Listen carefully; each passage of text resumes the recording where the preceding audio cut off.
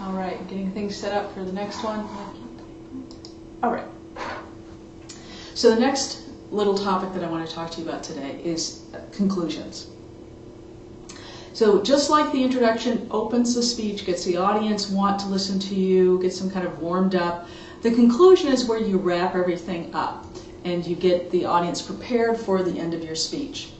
So the functions of the conclusions. First of all, it prepares the audience for the end of the speech and for the conclusion itself, and you prepare for the conclusion by having a good transition. Second, the conclusion summarizes what you've talked about to help with memory. It kind of puts it all into perspective, and it provides a nice close for the speech. The third function of the conclusion is to end strong, is to end with something that the audience is going to remember. There is a theory about persuasion. It's called recency and primacy. And the idea with recency and primacy is the first thing that somebody hears is what they're going to be paying attention to and what they remember.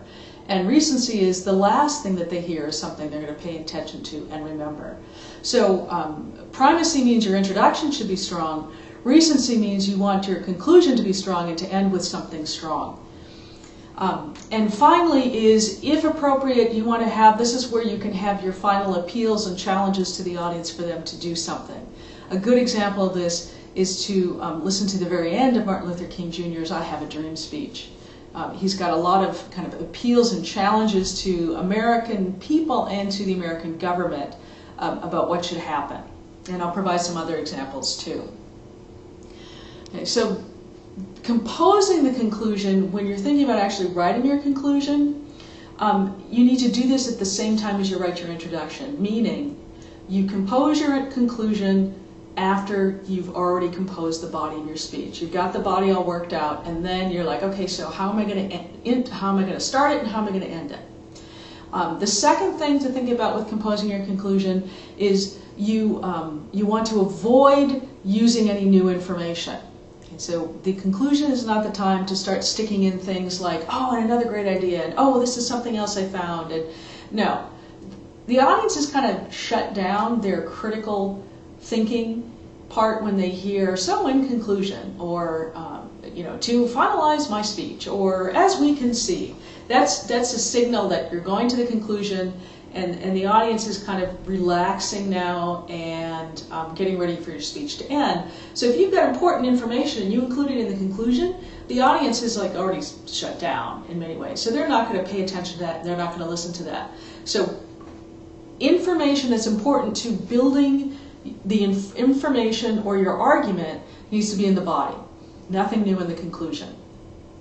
So the parts of the conclusion, first of all, you've got the review. You've got a review or summary, is you are telling the audience what you've already told them. So you give a brief review of those main points that you discussed. Second is you want to have some sort of kind of a big picture relating what it is you're speaking to, kind of a bigger picture, or relating it to the audience and the world. And finally, you want to end with a wow statement or a clincher. And the wow statement or the clincher can be thought of as kind of the mirror image of the attention getter. So just like you started strong with a good attention getter to get the audience paying attention to what you're saying, the clincher is the bookend for that, or it's the mirror image of that. So it's at the end, and it's also a strong statement. And it's nice if you can use whatever was the attention getter in your clincher or your wow statement. So if you started with an example story, finish with that same example story. And news programs will often do this, like NPR does this, or 60 Minutes, or CBS Sunday Morning, is they'll say, Imelda Marcos was a woman in the Philippines who loved her shoes. Okay, they kind of give you a picture of her. And then at the end it'll be, so Imelda has found a new purpose for her shoes. So they'll kind of go back to that same person as kind of the bookend in their clincher of their story. Okay. So these are some important things to think about with your conclusion, and I hope you guys, once again, are still having fun writing your speeches.